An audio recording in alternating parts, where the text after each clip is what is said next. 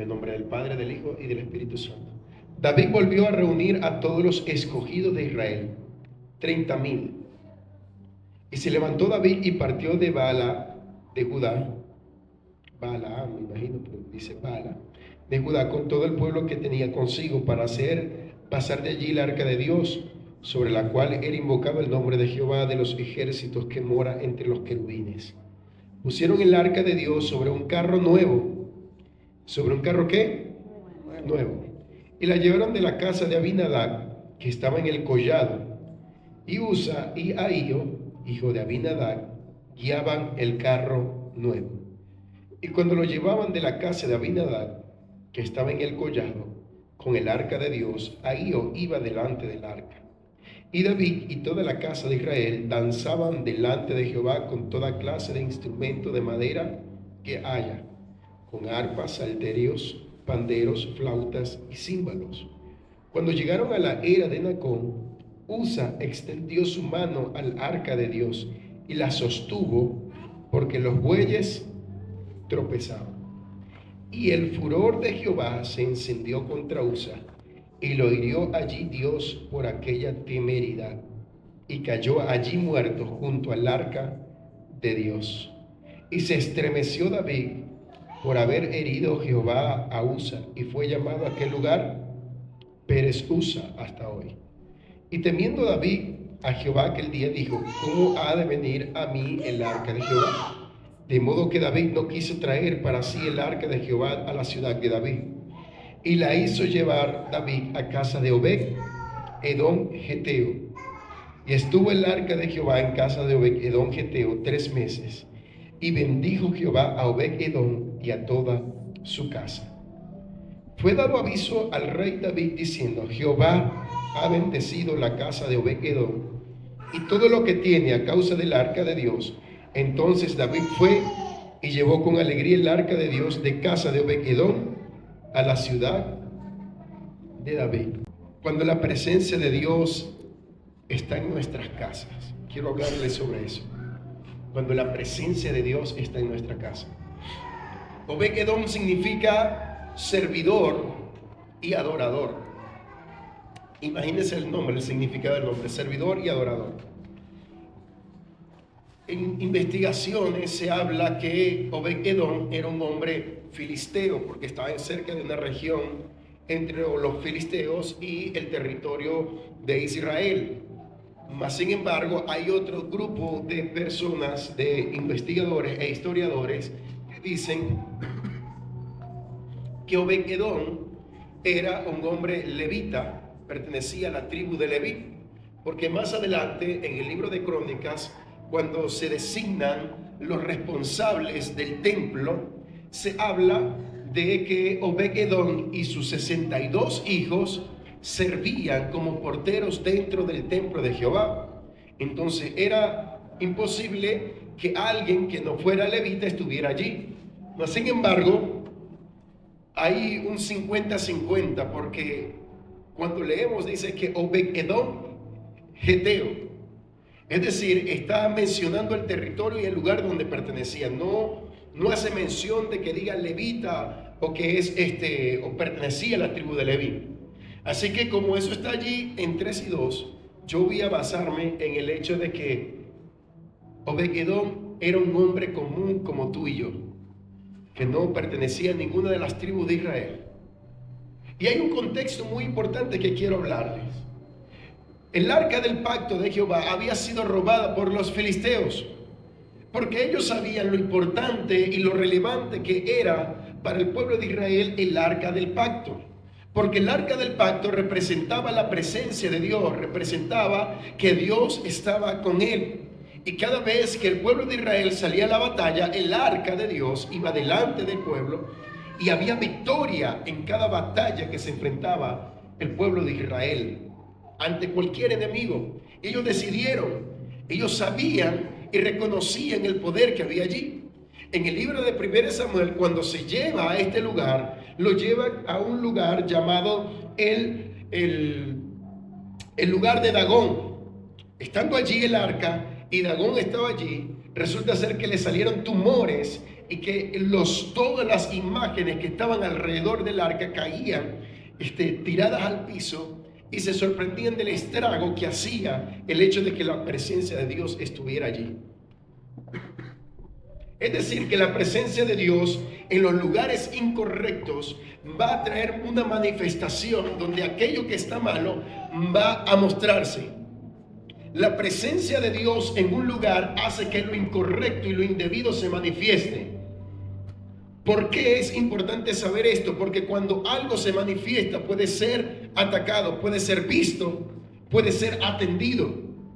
Por eso es que cuando una persona comienza a buscar de Dios y comienza a recibirla en su vida, comienza a darse cuenta de cosas, problemas, dificultades, y que como que todo se complica un poquito más, como que comienzan a haber problemas en el hogar, como que comienza, porque hay cosas que van a ser manifestadas, van a quedar en evidencia. Bueno, el cierto es que el pueblo de los filisteos decidieron sacarlo de ese lugar, y por muchos años, luego que ellos lo enviaron encima de unos becerros, llegó a la casa de Abinadab y ahí estuvo por muchos años. David llega al reinado y lo primero que decidió hacer este hombre de Dios es que necesitamos que el arca de Dios vuelva a su lugar. Necesitamos que la presencia de Dios esté donde deba estar. La acción y el deseo de David era correcto. Diga conmigo, era correcto. Era correcto. Pero su proceder fue incorrecto. El deseo de David era correcto, pero su proceder fue incorrecto. Y se lo explico. Aquí nos da una enseñanza. Lo número uno es que Dios siempre quiere el primer lugar en nuestras vidas. Y que si hay algo que nosotros debemos hacer como hijos de Dios, es atender las cosas del reino de los cielos, porque las demás cosas serán añadidas luego. Y eso lo entendía David. David llegó al reinado luego que murió Saúl, Jonatán, y comenzó y fue coronado como nuevo rey de Israel. Dijo, necesitamos la presencia de Dios, porque al igual que Moisés dijo, no me moveré de aquí si tu presencia no me acompaña. David entendía que para poder realizar un reinado correcto, de autoridad, de dirección de parte de Dios, necesitaba que la presencia de Dios estuviera con él. Él necesitaba tener las garantías de que Dios estaba con él. Y eso era correcto.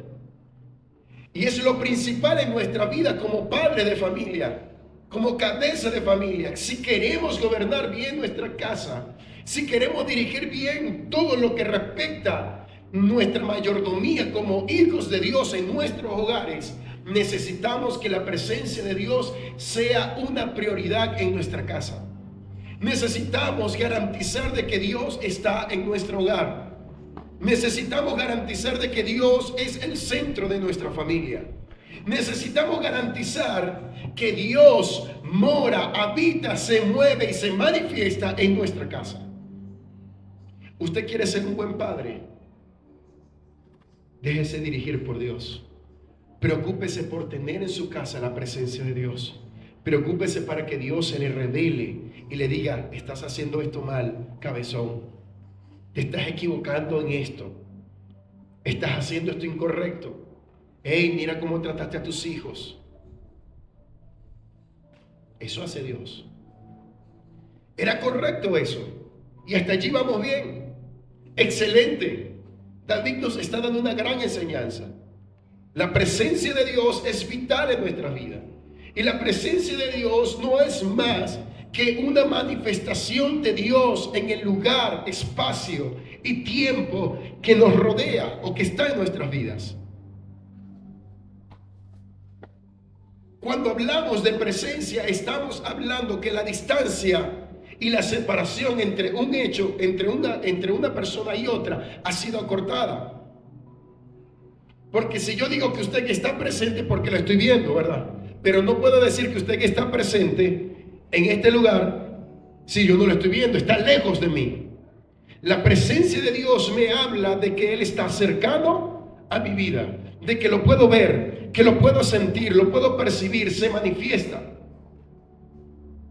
Y les explicaba la otra vez que hay muchas formas en que Él se va a manifestar en nuestra vida, con paz, con gozo, con alegría, con consolación, con sanidades, con milagros, con prodigios. Dios se va a manifestar. Podemos sentirlo en una brisa fresca, en un calor, en un escalofrío que dicen algunos, que se me crispa la piel. Así es la palabra, Ángel, no sé. Eriza. Eriza o en crespa. Hay otros que dicen esa palabra también. Quiere usar la otra más técnica. Lo otro es que tú puedes tener muy buena intención de que la presencia de Dios se manifieste, pero si lo haces del modo incorrecto, lo que va a ser una bendición se termina convirtiendo en una maldición. Y yo se lo decía, cuando yo tomo y arrebato la bendición de Dios sobre mi vida, que está declarada para mi vida, antes de tiempo esa bendición termina siendo algo que me genera problema y dificultad. La intención de David era correcta. Quería llevar el arca otra vez a la casa de David, a la ciudad de David. Quería llevarlo a Sión. Pero ¿qué ocurrió? Que David no lo hizo del modo correcto. David dice que habilitó un carro. ¿Cómo? ¿Un carro qué? Nuevo. David creía que iba a sorprender a Dios con lujos. Para aquel entonces, imagínate el rey colocar eso. O me lo voy a llevar un Ferrari. Voy a destinar un carro nuevo y saltaremos y pomposo. Pero cuando trastabilló el arca en estos burros, en estos asnos, usa un hombre de Dios, porque tenía y estaba cuidando por más de 20 años esa arca. Tocó el arca de manera indebida cuando estaba prohibido y Dios se molestó y cayó muerto al instante. Y usted dirá, wow, Dios es candela. Dios es amor y es fuego consumidor. Pero es que el hecho no radica solamente en que Él tocó, sino que Él tenía que tener el carácter, el celo por Dios, por el conocimiento que tenía sobre el arca, y decirle al rey: ¡Hey, rey! Ese carro que está mandando está bien, pavo. Esos burritos, mira, ese pelaje que tiene, cónchale, extraordinario. Pero la palabra de Dios dice que solamente de la tribu de Leví, llevándolo en sus hombros, podían movilizar el arca del pacto. Pero no, ellos se dejaron envolver también. Como muchas veces nosotros nos dejamos envolver por tantas palabras tan bonitas, tan sorprendentes, y que escuchamos al predicador aquel y que escuchamos al otro, y nos vamos por aquí y dejamos y somos encantados, y a veces tomamos esas palabras y esas formas y tratamos de aplicarlo en nuestras vidas y las cosas salen mal. ¿Por qué? Porque no se trata de lo espléndido, no se trata de lo hermoso, no se trata de llamar la atención, no se trata del espectáculo, del show. Se trata de hacer lo que Dios está enviando a hacer, hacer lo que Dios ha determinado hacer. Porque encontramos a hombres de Dios que están en iglesias, pasa el tiempo y luego lo vemos. Al principio creció Dios, wow, liderazgo, pero de repente lo vemos caído. Porque estaba enfocado en el show, en el espectáculo, en el que todo se viera bien, pero no centrado en lo principal, que es la palabra de Dios, en lo que el Señor establece. Estamos hoy en este tiempo rodeados de tanta palabra que impacta, que sorprende, pero que no transforma. Y mi pregunta: ¿de qué le vale a usted que le impacte la palabra? Señor, dame una palabra de impacto. Pero ese impacto te impactó tanto que te dejó listo, no fuiste transformado. No fuiste cambiado. ¿Qué prefiere usted, ser impactado o ser transformado? Usa fue impactado. Tan impactado que ahí quedó frito. Hay mucha gente, mis amados hermanos, que están intentando vivir el Evangelio, no al modo de lo que establece la palabra, sino al modo que ellos creen. ¿Por qué que así le va a gustar más a Dios? Es porque que de esta forma va a quedar más chulito para Dios, más calidad. No quiero decir que está mal querer darle algo nuevo a Dios, pero eso nuevo tiene que estar sujeto a lo que dice aquí su palabra. Si eso que tú estás haciendo se mantiene al límite de lo que aquí dice, dale con todo. Pero de lo contrario no. Y ahí estaba David. Se asustó David. ¡Wow! Dios mató a Usa. Se asustó David. Si eso le pasó a Usa, que Usa vivía con esa arca, imagínate si yo me lo traigo para acá. Imagínate si Adonías lo tocaba, el sinvergüenza ese, uno de los hijos de David, que fue terrible. Se muere Adonías. David se asustó. Hay cosas que a veces queremos que la bendición de Dios y queremos que Dios las haga, pero no se pueden hacer a tu modo. Tienen que ser al modo de Dios. Diga conmigo, no puede ser a mi modo. No a mi modo. Al modo de Dios. El evangelio se vive así. Bueno, Señor, yo voy a ser evangélico, pero lo voy a hacer a mí. No. Es que no es a tu modo que tú le vas a servir. Es al modo que Él lo establece en su palabra. Señor, yo quiero hacer las cosas así, quiero predicar, quiero anunciar, pero también quiero lanzarme mis palos, porque así voy a andar más alegre. Señor, no, yo quiero vivir en el evangelio y esto, pero yo necesito decir una que otra mentira para guardar el corazón de aquellos otros que no me vayan a entender. Y comenzamos a ponerle burros nuevos ahí, carros nuevos a las cosas. No, Señor, de eso no se trata. Se trata de que hay una orden y que si tú quieres la bendición de Dios, está muy bueno, pero tienes que hacerlo del modo que Dios lo ha establecido, del modo que Él ha dicho que tiene que ser. Él dejó una ordenanza y dijo, se va a llevar de este modo. Los levitas en sus hombros van a caminar y lo van a llevar. Y Dios va a juzgar a aquellos hombres que tienen el conocimiento de la palabra y no se atreven a frenar a aquellos que están haciendo las cosas mal. Se ve muy bien, muy ostentoso lo que tú quieres hacer, David, pero eso no está de acuerdo a lo que Dios estableció. ¿Quieres la bendición de Dios? Manda a los levitas entonces que busquen eso. Tú quieres la bendición de Dios, entonces tienes que hacerlo al modo de Dios, en la forma que Él lo ha establecido. Resulta que en medio de todo eso David dice, hey, no, bueno, ya yo no voy a seguir con esto. Y quizás le llegaron a David, hey David, ¿sabes qué? Hay un hombre ya que se llama Obed-Edom. Vamos a llevar el arca allí. Listo, lleven el arca allí. Si se muere, que se muera Obed-Edom. Y llegó el arca a Obed-Edom. ¡Hey, Obed-Edom! Cuando abre la puerta, el hombre tragó grueso. ¿Qué pasó? Soy inocente. No, bueno, mira, el rey dijo que el arca se va a quedar aquí en tu casa. ¿Cómo? Yo me imagino a los hijos, a la esposa. Ni se te ocurra. Obed-Edom tenía que decidir. Y dijo, está bien que el arca llegue.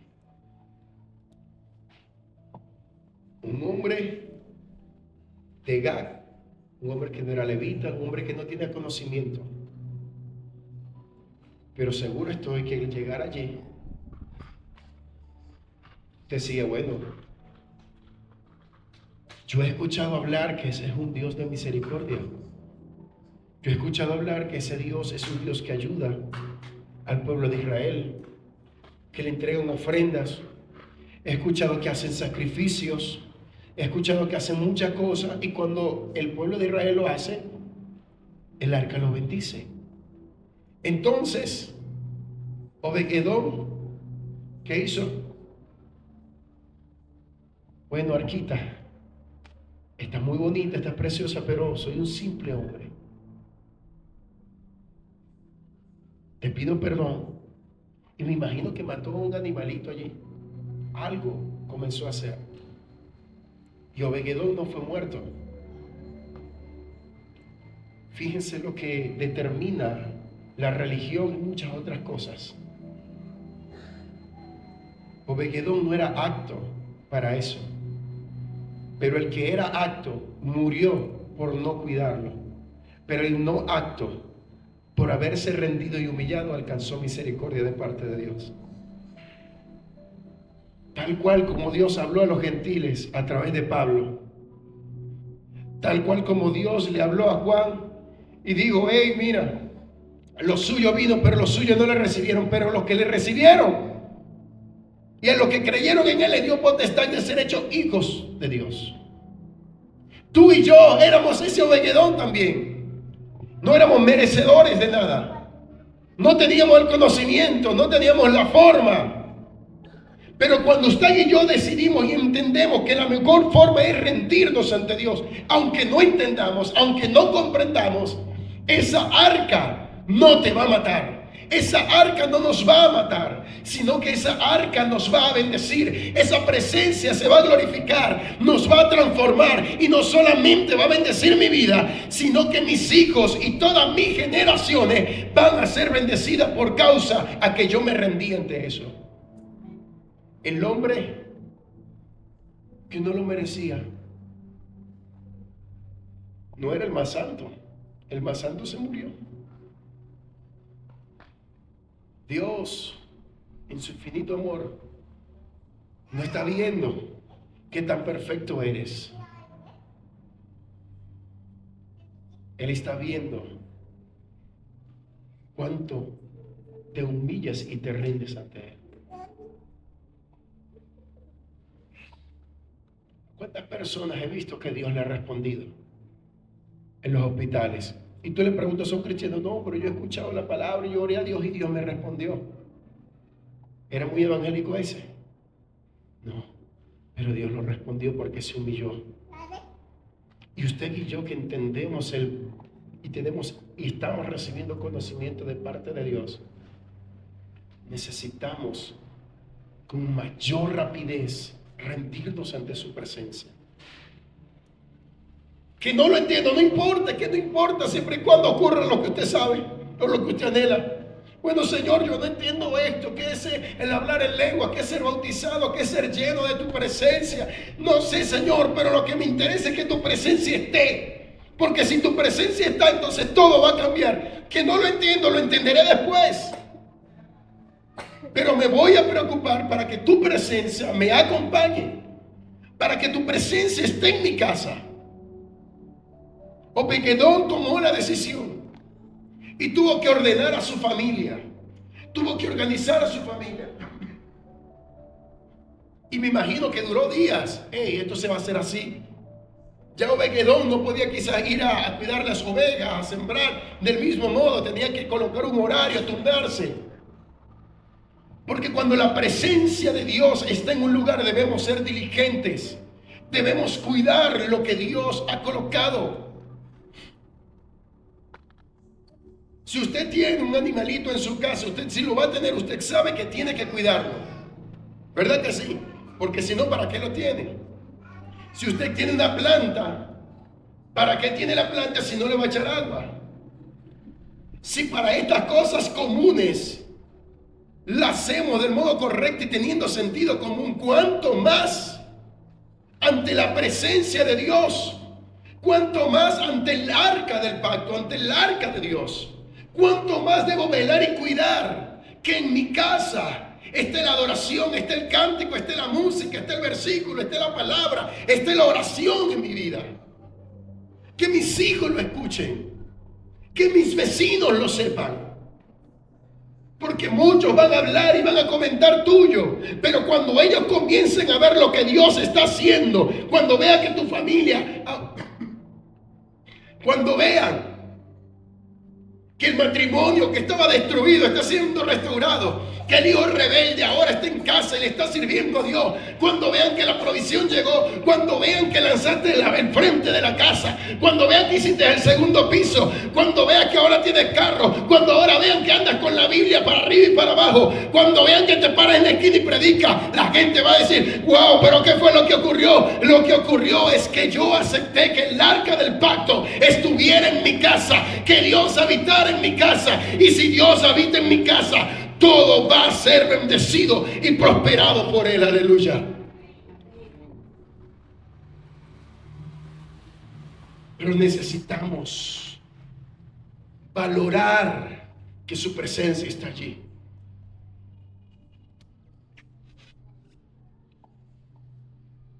Ahí estaba Obed-Edom 3 meses. Y en esos 3 meses el Señor lo bendijo de tal manera que llegaron a los oídos del rey. Imagínate eso, todo lo que tuvo que haber prosperado para que en esos días llegara las noticias al oído del rey. Y el rey dijo: hey, no, bueno, vamos a traérmela. Pero ahora no lo hizo en el carrito nuevo, lo hizo del modo correcto. Y cuando daban 6 pasos, sacrificó un animal en ofrenda a Dios.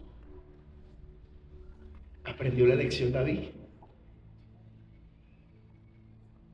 que cuando yo hago las cosas al modo de Dios, soy bendecido y prosperado como Obed-Edom.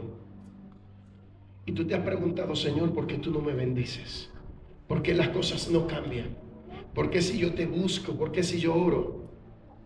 ¿Lo estás haciendo a tu modo o lo estás haciendo al modo de Dios? Si tú lo comienzas a hacer del modo de Dios, es cuestión de tiempo para que Dios se glorifique en tu vida. Es cuestión de tiempo para que Dios obre en tu vida. Pero debes dejar que esa presencia more en tu casa. ¿Sabes qué estaba enseñando Dios a David y a Obed-Edom? Que a Él le interesa que primero sea tu casa la que se llene de su presencia para luego llenar la iglesia de su presencia. ¿Cómo, pastor? ¿Usted qué está diciendo? ¿Qué locura es esa? Bueno, que nosotros esperamos venir aquí, que la gloria de Dios se derrame. Amén. Pero usted tiene que venir desde su casa ya con esa gloria derramada. Que usted venga aquí a sobresaturarse, a llenarse, a poder estar sensible a escuchar lo que Dios está hablando.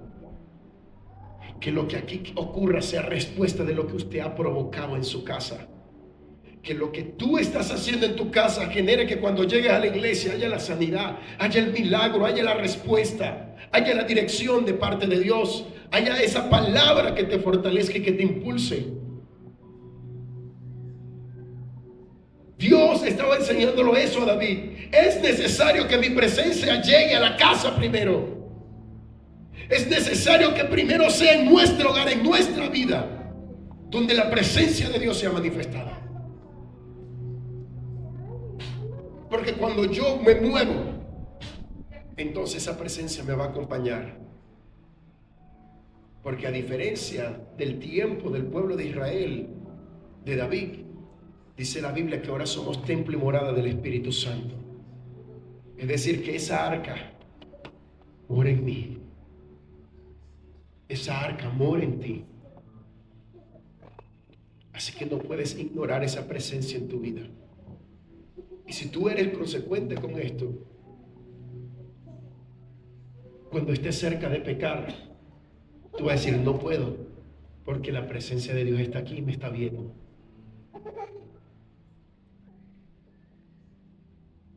Cuando tú comienzas a levantar altar en tu casa, a cuidar y a organizar todo en tu casa por la presencia de Dios, Dios va a comenzar a transformar todo en tu familia. No solamente en tu vida, sino en toda tu familia. Pero alguien tiene que tomar la decisión. En este caso fue Obed-Edom. Y se activó lo que dijo Josué: yo y mi casa serviremos a Jehová. Usted sabe que es lo correcto, que según la gramática, que uno debe mencionar primero a las otras personas y luego se menciona a uno, ¿verdad? ¿Cierto? Y uno diría, está equivocado eso allí escrito. No. Lo que pasa es que Josué estaba dando una enseñanza allí. Alguien tiene que tomar la decisión para que el resto obedezca y siga.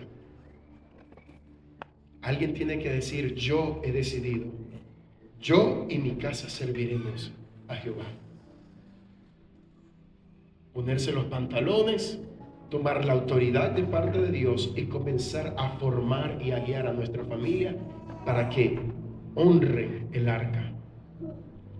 Escuche esto: si tú honras la presencia de Dios, la presencia de Dios te va a honrar a ti. Bríndele un aplauso al Señor.